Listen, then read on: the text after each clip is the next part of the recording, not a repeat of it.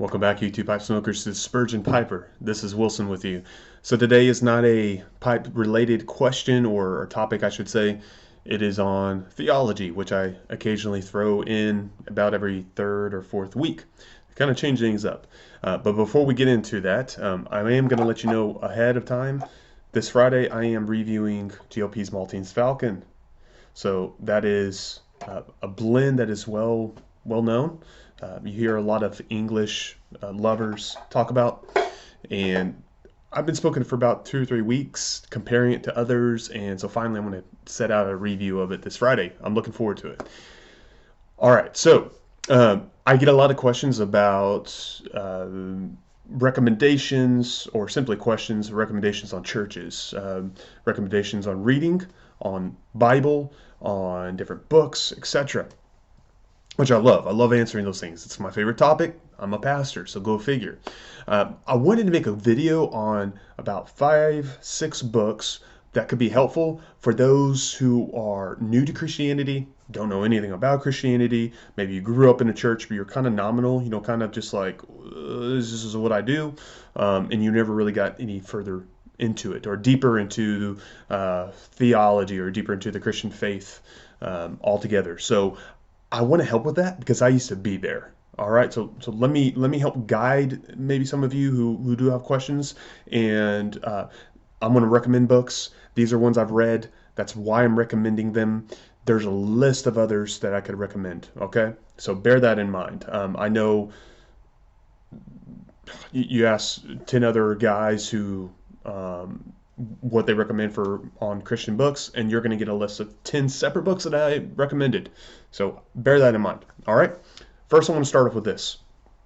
To understand the Christian faith, or to get further into understanding what the Christian faith is, you got to start with the Bible. That should be the go-to. And I want to get even more specific with you on that because I don't want to just say, hey, grab a Bible. It's helped to be pointed to where to go. I want to point to a short book in the Bible. That's Philippians. Philippians isn't going to get into anything incredibly deep, but it's going to be incredibly encouraging and displays what a Christian should be, how we should be rooted and content in the gospel message itself, and it will go into what the gospel is. That's incredibly important. The second book I would go into is the Gospel of John, which gets into more of who Jesus is. So I'd first start with Philippians, a short book, has 4 chapters, not long, then jump into the Gospel of John. And if you're like, well, I don't have a Bible, let me offer 2 things. One, search online right now for one. There's plenty of options for a free Bible you can read online. That's great. If you're like me and you love to read something in hand, I'm going to tell you what I read in my morning devotionals when I wake up at 5 p.m. Every year I read through the whole Bible. I've used it for years, is the ESV, I got that glare, ESV Study Bible right here. And if I open it up real quick, let me go to a page that actually shows what I'm wanting to show you. Boop, boop, boop, boop. Here's just one page. I was going to show you. I make notes. I highlight every year. I use a different highlighter. I'm drawing out things I've seen, etc. So that's my recommendation, right off the cuff. Start there. And tied to that, I would try to find a church that is centered on the authoritative word of Scripture that holds the Bible as its prime authority. So whether you're bent towards Lutheran, or you're bent towards a Baptist, or Reformed Presbyterian, maybe you're Methodist, what have you, that's what I would search for. Maybe it's non-denominational, but go on their website, because most have websites nowadays. Go on the website and see what they believe, and that would be something I would look for primarily. Okay, so that's first thought. Secondly, I get a lot of questions about this, and I've had questions myself on, well, how do we get the Bible? Because some come up with the crazy ideas of where it came from. You had ideas like coming out of the Da Vinci Code, and the author of the Da Vinci Code, and what he said, which is mind-numbingly out of nowhere, in my opinion. So FYI, but a quick book. I like offering you quick, short books. How We Got the Bible by Greg Lanier. See how small that is? Not hard. He's a New Testament professor at Reformed Theological Seminary. This book is short, like 100 pages, just about. And that's a small book, but it really covers it briefly in a quick way, answers a lot of good questions that people ask. This is one book I do recommend, How We Got the Bible by Greg Lanier. It's a really good book, short book that will answer a lot of questions. Second one, and it's going to be kind of a two-in-one. What a church does incredibly matters. The message of the gospel is the center of what we should believe as Christians. It's the center of the scripture. Old Testament points to it, New Testament points back to it, and a pastor should preach on that as like the jewel. But it's held up, if you think of a ring, it is held by the metal of a ring. And part of that means that not only does the gospel matter, but how the church functions matter. It matters a lot. So What is a Church, or What is a Healthy Church by Mark Dever is an incredibly helpful book. I give this to every new member of my church, and I've walked through old members and studies over this book. And we've walked through it every week, inviting them into the house, and it goes over what should a healthy church be. What they understand about conversion, about evangelism, about membership, about discipleship and growth, about what church leadership is, about expositional preaching. Some of those things I just said, you're like, I don't know what that is. This is a very good book to talk about. This will point you into avenues of what a church should be, which is really important. So this right here is what I recommend. What is a Healthy Church by Mark Dever. I mentioned this book before. Before I get into the next one, when you cover this book, which is fairly small, and you're wanting something meatier that kind of stays with the same topic, 9 Marks of a Healthy Church is the companion to that, which is thicker.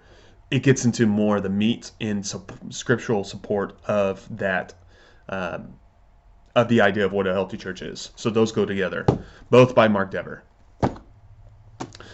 This one is by J.I. Packer, and it's called Knowing God. Coming out of a church that growing up, I didn't have a lot of spiritual growth, or I didn't get really deep into the Christian faith. There's a lot of things I didn't understand. This book was eye-opening to me. This book is written by former professor, and at one time he was a Anglican priest, J.I. Packer. And this book has been monumental for many folks for good reason. And it covers the deep Christian understandings or in a systematic way, I guess I'll say it. How we view man, how we view God, how we view Christ. Various aspects of what Christ did in his work and in his ministry. That's the subject of this. I really recommend it. I think this has been brought forth a kind of like a revival or some type of movement for many Christians who grew up in not really understanding much. So J.I. Packer, Knowing God, highly recommend it.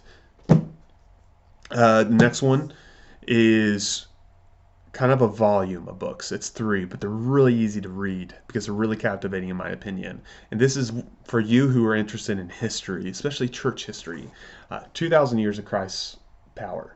The Age of the Early Church Fathers is volume 1. I'm currently reading through it again for the second time. I've read through the whole series. You see these right here? These 3 books. That's the series. It goes from different times of the past 2,000 years. I'm reading through them the whole second time.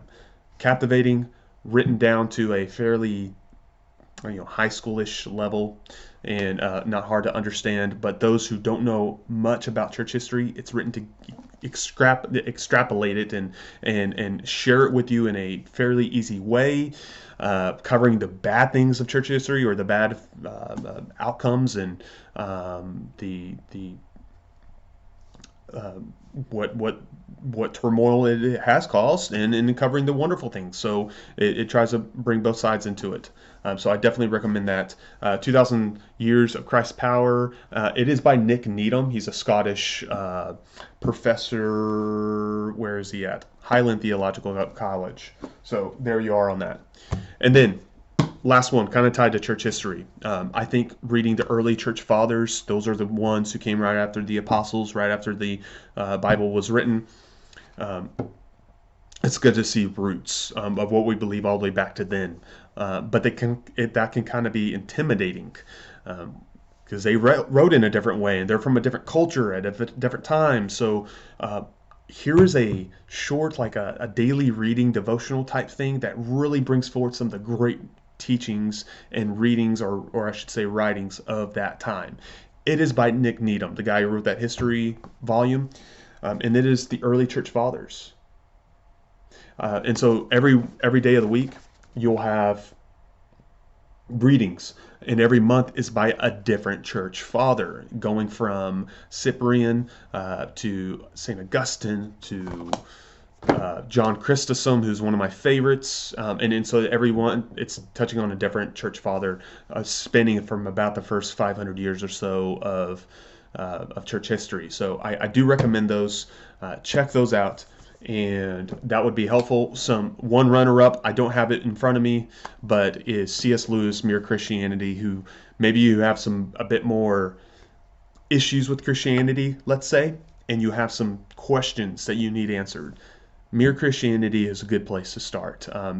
By C.S. Lewis, who wrote the Chronicles of Narnia. Try that book out. All of these you can find online. All of these you can probably get in Kindle form, I believe, except maybe this church history book right here. I don't think you can get that in Kindle form, but the rest you definitely can. So those are my recommendations, guys. I hope that helps. Contact me if you have questions. I always leave my email below, or you can leave a comment here or on the Facebook page. I'm happy to answer them as best I can with the time I have. So bear that in mind. That's all I have. Friday, tobacco review. We get back into tobacco topics. So I hope you have a great week. Y'all take care and be blessed. We'll talk to you soon.